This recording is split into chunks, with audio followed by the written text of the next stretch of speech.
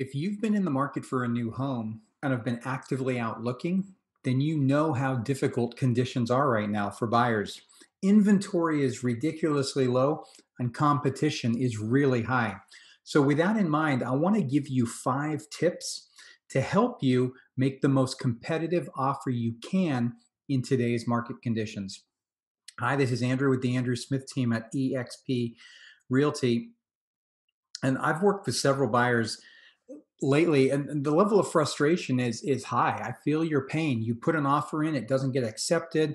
You see a house before you can even have a chance to go and see it, it's already under contract, and it makes it tough.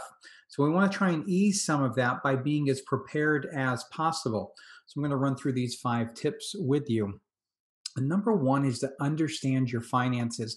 I know it sounds simple, but it really is a key element, and it's something that you should try and do beforehand. Here's what I mean. There's a lot of different financing options out there right now. There's 3% down, there's 3.5% down, there's 5% down, 10% down, 20% down. The truth of the matter is, you do not need 20% down in today's market.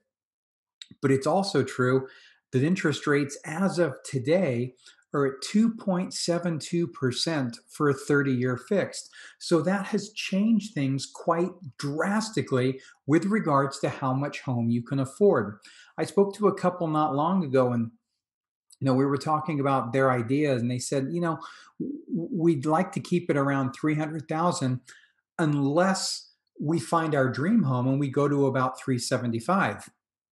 And that difference in $75,000 at today's interest rate was so small in the payment, they realized that they could actually just buy the home that they really wanted now.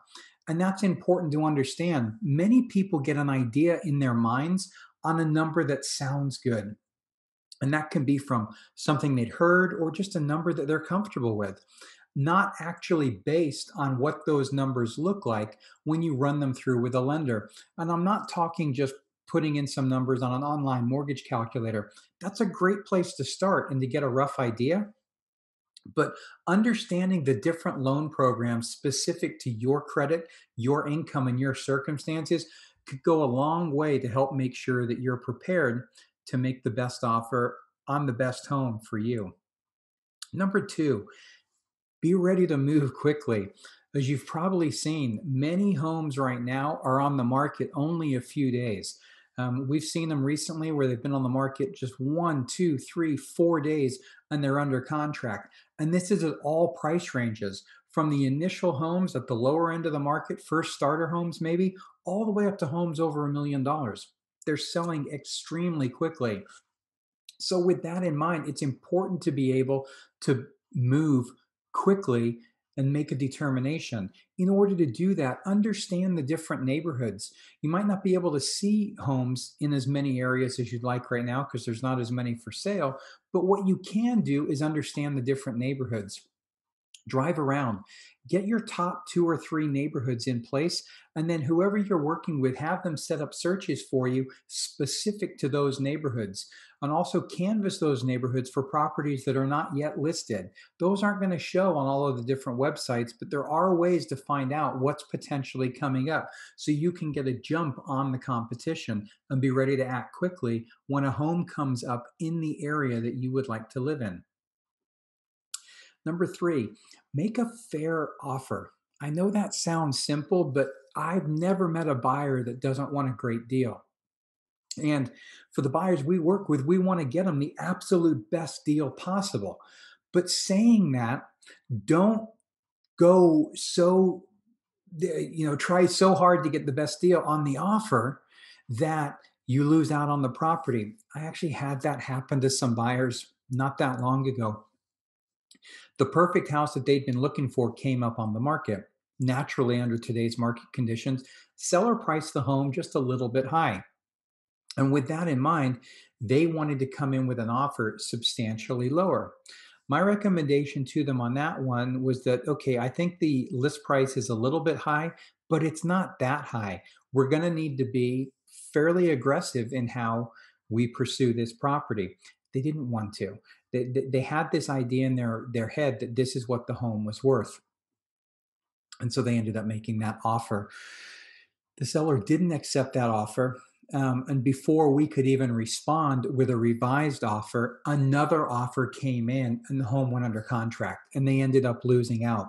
It was only a difference of about $6,000. And when they realized that that difference was not going to be significant in their payment, especially with today's interest rates, they kicked themselves for a couple of weeks after that on being overly aggressive with the offer that they made and not making it fair for the current circumstances that are there. Which brings me to tip number 4, and that's be a flexible negotiator.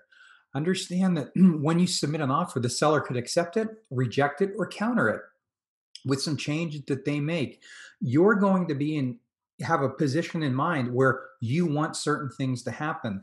But understand right now that the ball really is in the seller's court. They're holding all of the influence, the control, if you like, based on the market conditions. Because if you don't agree to their terms, somebody else will.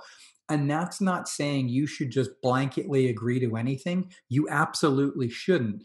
But you're probably going to have to be a bit more flexible than you would have had market conditions not been so tight right now in favoring sellers. Which brings me to tip number 5. Trust your advisors. If you're working with a good, reputable local agent, listen to them. They're on your side. They're working with you for a reason. They understand this market and they understand what's best for you in order to get the home of your dreams, get that offer accepted.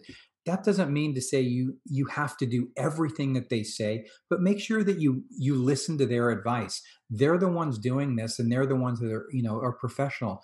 They can help you achieve what it is that you're trying to do. So don't flat out ignore them and be so set in your ways that it ends up costing you the home that you'd actually been looking for. So hopefully that helps. I understand it's really tough.